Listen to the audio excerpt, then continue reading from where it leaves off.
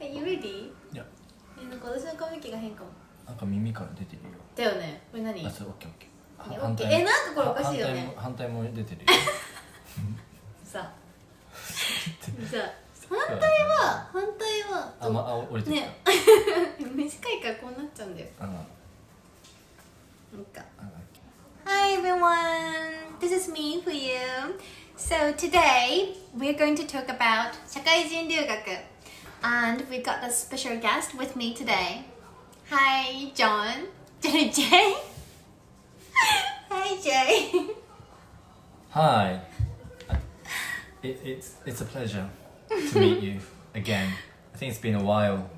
Yeah, it's been a while. How have you been? Yeah, I'm doing all right. Trying to survive back in this country and going through all the stuff that I need to do. Right. Yeah, me too. How about yourself? I have been busy with my work, but I'm trying to adapt to my new life in Tokyo. So, yeah. Okay, so today we're going to talk about 社会人留学. I don't know what is it called, 社会人留学 in English. I don't think there's a specific term, but when you're a student and you already have experience in work, you usually call them mature students in the UK. Mature students? I don't think people in the United States will understand the term because I think it's only people in the UK would know this term. So before we get into today's topic, if you're new here, I'm Fuyu. I run an English academy in Japan, and last year I got a master's degree at King's College London. So today I'm talking with my friend Jay. So maybe we should start by talking about how we met. Yeah, I remember when we first met at a South Korean restaurant near our campus. What was the name? I don't think it's necessary to remember the name. I think it's but we became friends around week 2, right? Yeah, well, yeah. After week 1, I think it was after week 0 actually, where we had the induction course. Right. You ordered bibimbap. I ordered japchae. I remember ordering japchae. What did I order? Bibimbap. Bibimbap. You only ate 3 spoons of it, and you didn't like it that much, right? It wasn't good at all. I didn't even touch the miso soup. You had a sip and you stopped sipping it. But it was popular, right? I think so. I think it was popular. Yeah, I like because my. there's so many students there. I like my japchae. Did you like it? Yeah, I liked it. And 本当かよ。 you didn't eat your own bibimbap, but you started eating my japchae, although it was our first time we met. So. I did, yeah, I remember. But anyway, there were no Japanese in my department. You are only my Japanese friend at King's. One of the friends, one of the few friends, right? Because you also had. Shogun? Yeah. No, at the time. But anyways, you helped me so much. I remember when you had to get student Oyster card, but you didn't know how to print out. Yeah, because the process was too complicated, wasn't it? I don't think the problem was the process. The problem was that you didn't know how to use a printer at university. I don't know why, but like when instructions are written in English, like I just don't feel like reading them. I think, yeah, well, at least I don't think you get it. Yeah, at least I was there to help. Yeah. So by getting the student Oyster card helps you reduce the payment when you get on the tube. Yeah, you can get 30% off. I think within zone 1, the depends on the zone. Adult costs £1 70 to 80 pence. Yeah, But which is if you really get a student expensive. Oyster card, I think it was £1.35 or something. I remember I asked so many questions that I remember thinking, oh, you probably think I'm so like bugger. Because I asked so many questions about Oyster card. You didn't know how Oyster card works. Well, I think it's not an easy process because first you have to get a student rail card in order to get Oh, right. a student Oyster card. So first you have to get the rail card. You have to print out at the campus and write it on a piece of paper, and then you have to apply after getting the rail card. So yeah, from that That's point of view, complicated, right? it is complicated. I had to Google myself we usually met at The cafe. the cafe by Yeah. coincidence actually. On Mondays. Yeah, near the campus. It's because I finished my lecture and my seminar at 12, and then I always go to this specific cafe where they have student discounts to have a chicken sando and coffee. That's it. When I go there, I occasionally meet you, and then Because like I had no classes in the morning. Or did I skip the lecture? no, you also had class. Really? Oh, I don't remember exactly. What kind of memories do you have at the cafe? There's so many memories at the cafe. But I cried once, didn't I? Yes. I remember you crying in front of me, and I was shocked and didn't know what to do.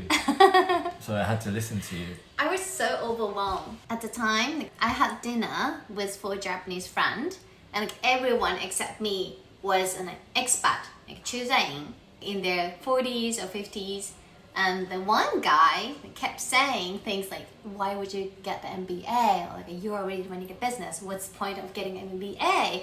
Or instead of studying something, like you should experience. Like, you should experience like more cultures.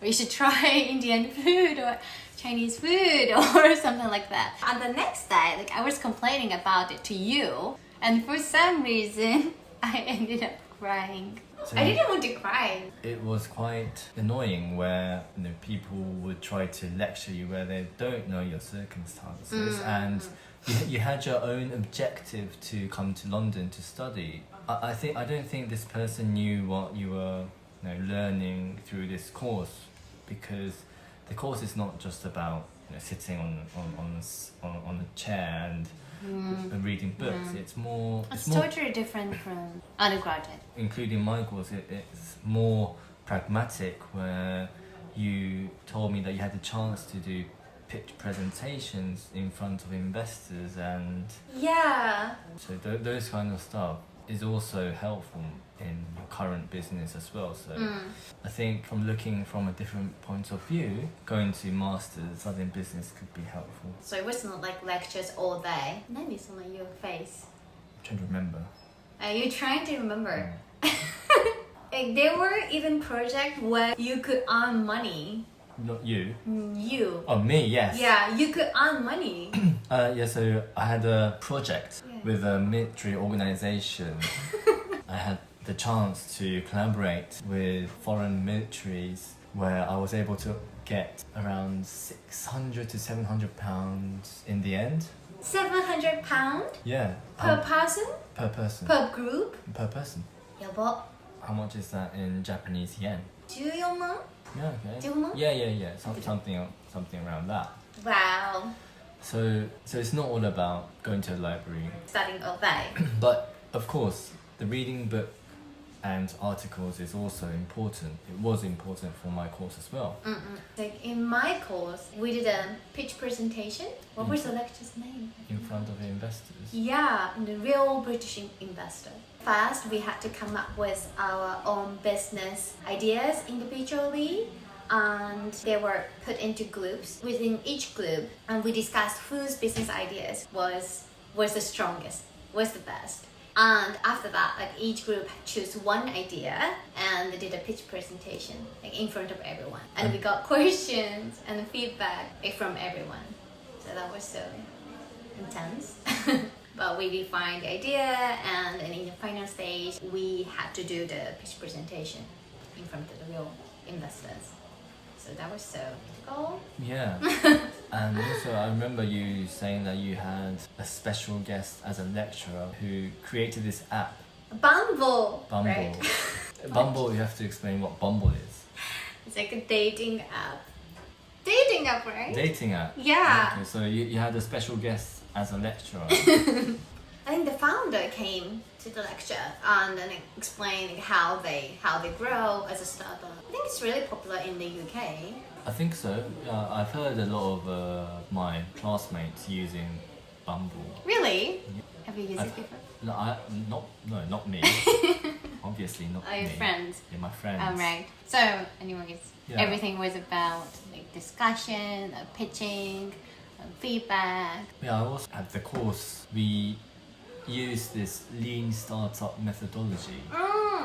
I remember we shared some articles or books about lean startup. Yep. So I had to read this lean startup methodology article. I remember seeking your advice. You briefly summarized Did I?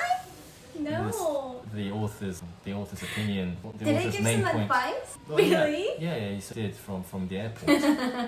But you were always at the library.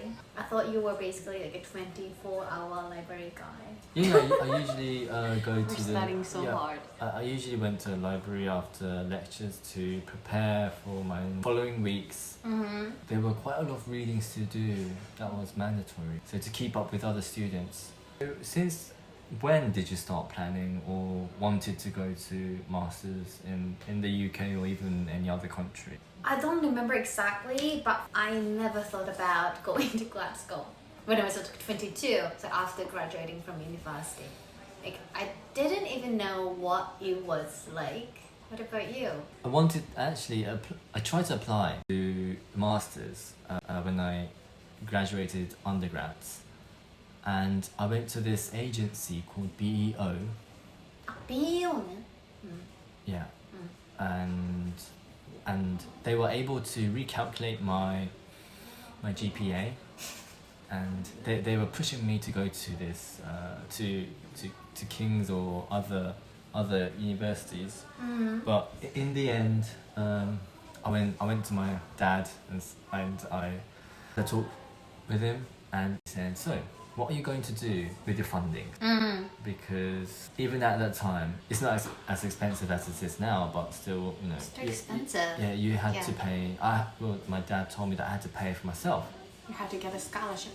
Or yeah. Yeah. But at the same time, I was applying for jobs as well, and You were doing the job hunting.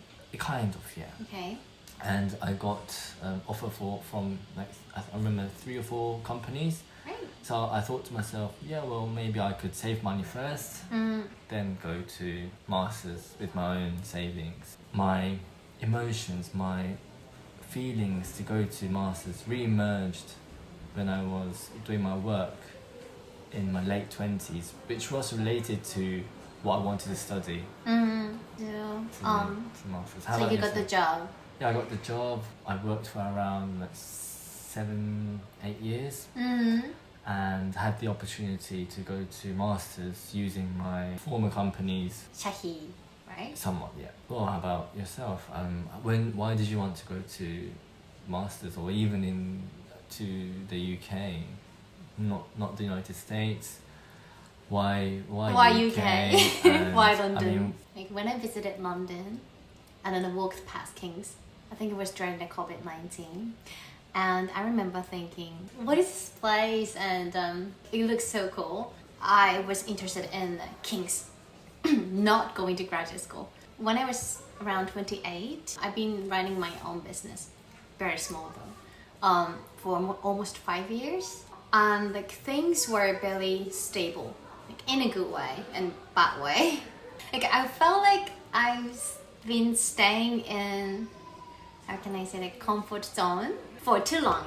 So I could easily imagine like my future, getting married, like having children, and like continuing to work and raising children. There's nothing wrong with that, but I didn't want to do that.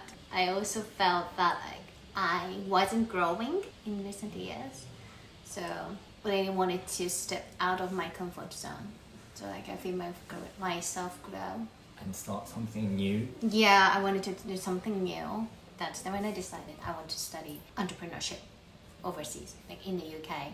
It's quite similar for me as well, because I also wanted to learn more about the area that I used to work in. Mm. Not thinking about the daily routine was important for me at the time. Focusing on one thing that I really wanted to do. For you, you applied around November. Yeah, November. And when did you get your acceptance letter? January? January, around New Year. It's quite early. It was quite early. And the UCL, もっと早かった。But I got accepted around December. But King's was my first choice, so I was waiting for the result. What about you? I only applied to King's. Oh, and only King's? No, I it's- didn't know that. It's because there's this department which is considered as one of the most prestigious department in the world. I really wanted to go there, but unfortunately I got a letter saying that we are very sorry, but your academic qualifications are not met. What? I was. I mean, like a GPA? I It's don't not know. enough? I don't know. Oh, you didn't know? It just said the academic qualification has not met our standards or something like that. Okay. You know, it was either going to King's or not and stay here. So I wrote an email saying that I think your calculations are a bit wrong. Calculations about GPA, right? GPA and so. Yeah. So Yeah, because the calculations. the calculations different in Japan from the UK. and the UK, Yeah. it's different. I wrote an email saying that please refer to UK version of the calculation. Even in the Japanese calculation, it wasn't low. What was your GPA? So Indian was 3.9 or something. In Japan? No, the Japanese was 3.4. 待ってめっちゃ高いね。Mine was 2.8 or something, 2.6 or something. But I got accepted. I think it depends on the university as well, where you can hide your total GPA. I don't think our university was I able did to do hide. that. Yeah, Oh, to hide. that's why. Right. So I had to submit a recalculation, but it wasn't even that low in the first place. If you're ever going to apply and if you get unaccepted, maybe it's worth giving a shot, writing an email saying that please reconsider. I think it's very Never give up. yeah. It's important, right? But did you study abroad when you were? No, I was not interested in studying abroad at the time. I don't know why, but for some reason. You had too much fun in Japan. Yeah, I was very enjoying my life. I was also enjoying my life, but I also went to. No, I didn't mean that. I went to the UK as well when I was an undergraduate. For 1 year? Yeah, like an exchange yes, program or as something? an exchange program. In London. No, southern part of the UK. It was amazing, rural area. You can concentrate on your studies. But What's the difference between studying as an as a shakaijin and then studying an It's undergrad? totally different. Totally different. Totally Oh, that's different. interesting. Why is that? If you have working experience before or after you graduate, I think your mind is a bit open compared to when you are as an undergraduate. You have this basic sense of how the society works at first, and then you go to the UK and you see a lot of differences and you have more confidence in yourself. So I think that's why I was able to interact with other people more confidently compared to the days when I was an undergraduate. More networking, more confident, talking to other people, where you have your own confidence, what you believe in. I think that was one of the biggest difference, which you can build more on when you're at the master's course. In your course, in the beginning we talked about mature students, right? Were there a lot of freshmen or? I mean, No, like in my program, you cannot apply. You don't have any work experiences. So without work experience, I don't think you could keep up with the discussions. But it depends on the programs, I think. My classmates are around 30, so most people have work experiences. Yeah, even in my course, although the course accepted direct students from undergrads, I think more than half of the students had already experienced work after they've graduated. Yeah, right. But like in Japan, like most graduate students are fresh. 新卒じゃなくて Yeah, like yeah. 22, like soon after graduating from university. So it's a bit different from the UK. In my course, especially in my seminar, where when you were divided into small groups to have discussions, there were 3 people who were in their 60s after they've retired. 60s, wow. Yeah, so in the UK, you don't have to be embarrassed Your even age. if you're embarrassed about your age. When you're in the 30s, 40s, it doesn't matter. It's more of a free country to think about education. I get that. Honestly, they didn't care about their age, right? No, I think no. It's more about what their personality, what they've experienced, how they think about stuff. I think it's more about that when you're with other people in London, because it's a very diverse society. Right. So what you learn, your work experiences are more important. Which would benefit more? Going to masters after graduating undergrad straight after graduating, or do you think having a small amount or some sort of working experience? Which one do you think is better? That's a difficult question, but you shouldn't study abroad just because you have no other options. You mean that if you shouldn't apply even if you fail all your job applications, it has to be a positive motivation. It really depends on your vision, I think. So if I hadn't got into King's, I was ready to apply again the next year. Going to King's was my vision. If you don't have any vision, that's really difficult to get a master's degree and live in the UK. It's really tough, actually. Especially the fees for international students, and also the living of cost Insane. That was so insane. And the food. and the food. Speaking about fees, I had this episode. I dislocated my arm when I tried to put my What? clothes on. When I That cute? I had a lecture from, I think it was 9. I woke up around 8 and I was preparing to go to campus, and when I tried to wear my coat, I accidentally dislocated my arm. And I didn't want to be late for my class. And I tried to put my arm back, my arm into my shoulder. You But- tried to do it by yourself. Yeah, I Oh, tried wow. to do it myself. I tried to use a wall and I tried to bang it. Unfortunately, it didn't go back in. So I had my arm dislocated. I got on the tube. I nearly fainted because when your arm's dislocated, you have this kind of a shock. Your vision starts to fade away. So I tried to open my eyes, keep myself awake, not to faint. You had to go see a doctor Yeah, I know, but I didn't want to miss my class. to miss your class. I kind of fainted on the tube, but I Ew. tried to wake myself up by slapping my face, and then I got to my lecture room, sat down, I had my note and my pen out, and with my left arm dislocated, I started taking down notes on my notepad. After like 20 minutes, when I was sitting down on the chair, relaxed, my arm spontaneously got back. So I was happy in the end. So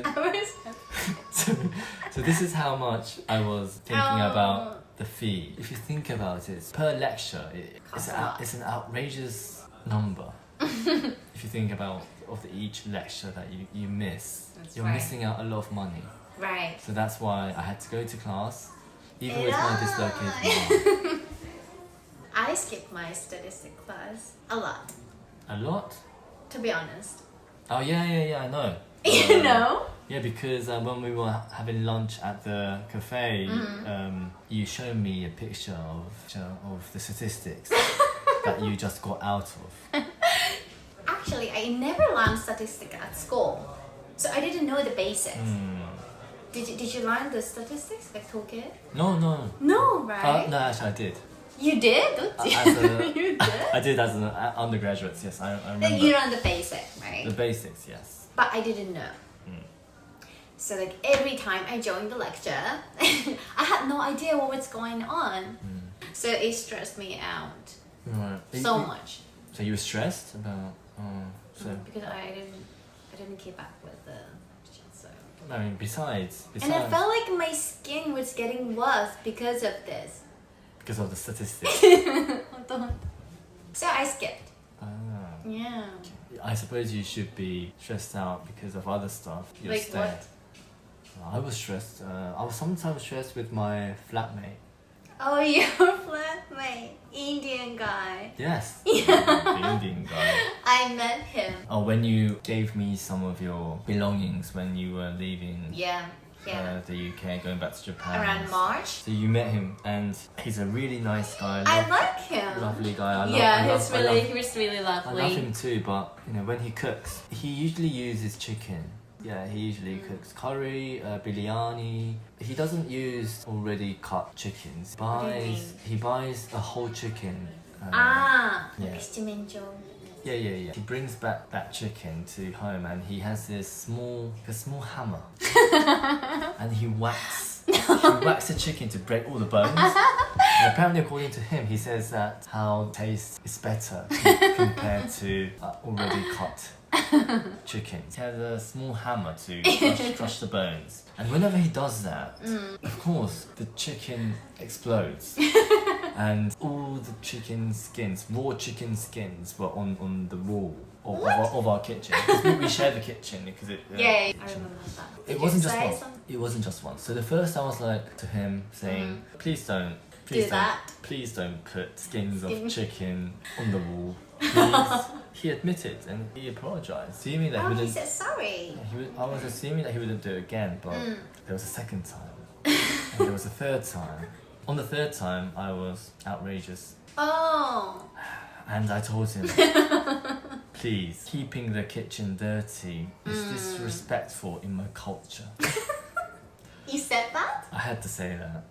In the end, he apologized once again, and he never did that after I said that. When you came to my place to drop off some of your stuff, you saw some flies flying around Yeah. because there were some out of date stuff in the fridge. Flies were flying, Flies were flying. and I was trying to kill them one by one, flying around the kitchen with my tissue. But when you came in, it changed. I killed so many flies. I was pretty good at killing flies. With your bare hand. Yeah, with my hand. With your bare hand.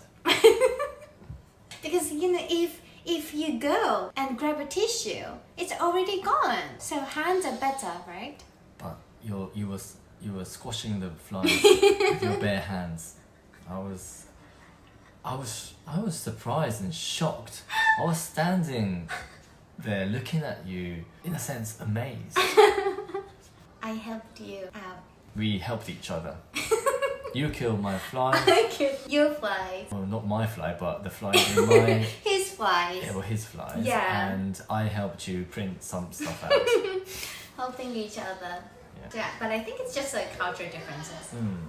But I realized I'm good at killing flies. I wasn't scared at all. I was scared.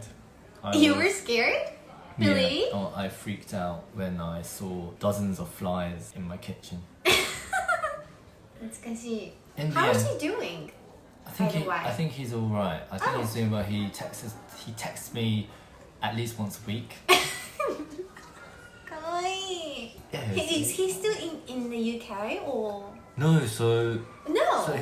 he was offered a job, which is Great. very, very rare Yeah, it's very rare. in the UK. He was stressed all day, all week, most of the month, because he couldn't get a job. He majored in laws. He got an offer from a local law firm, but he had a talk. It's amazing. He called his mother, and his mother wanted him back home in India. Really? Yeah, so he had to say no to this job. He was interning at this place. Okay. But I think he performed quite well. So that's why he got an offer.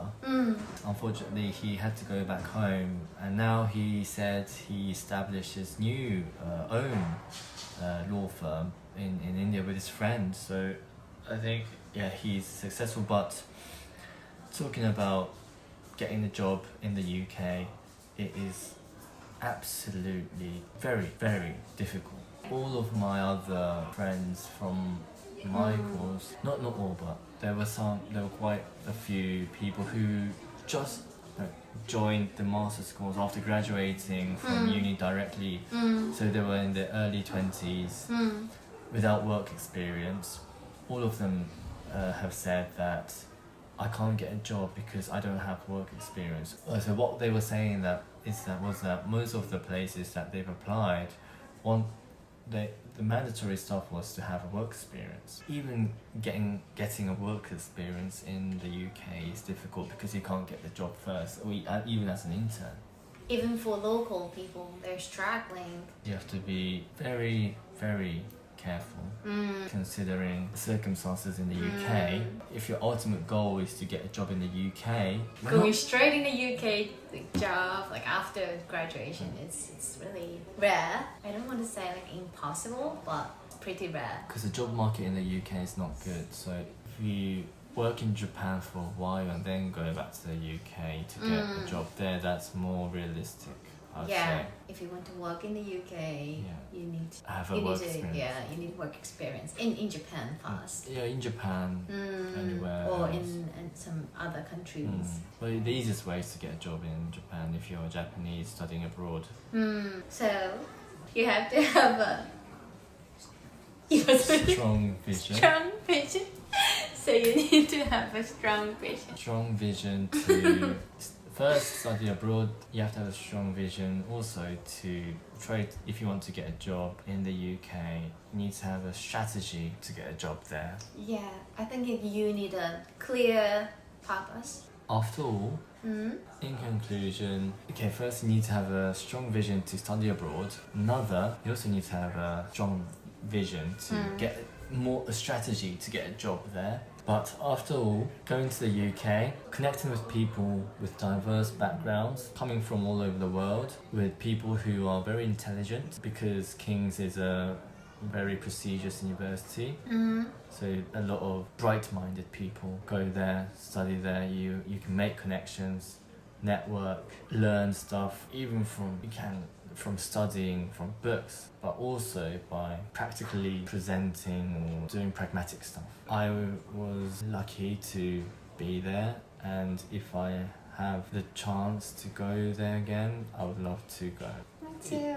Think about what you want to get before you go there. That's the advice that I would give to people who are considering going to study abroad, especially if you have work experience. Thank you for wrapping it up. It should be your job. It should be your job. But if you know why you're going, like studying abroad as a shakaijin, mature student, is absolutely worth it. That was the most memorable experience in my life. Definitely. Same. It actually helped to rethink about my life. I It's get that. literally helping my work with the experience I had at King's. Yeah, that's true. That's true. That experience shaped who I am now. So thank you for talking with me today. Pleasure. We shared some very real experiences. Studying abroad isn't for everyone, but you should never give up just because of your age. So thank you for watching. Have a strong vision, but have a strong vision. So thank you for watching, and if you have any comments or questions, leave them in the comments below. So yeah, I see you in the next video. Bye. Bye.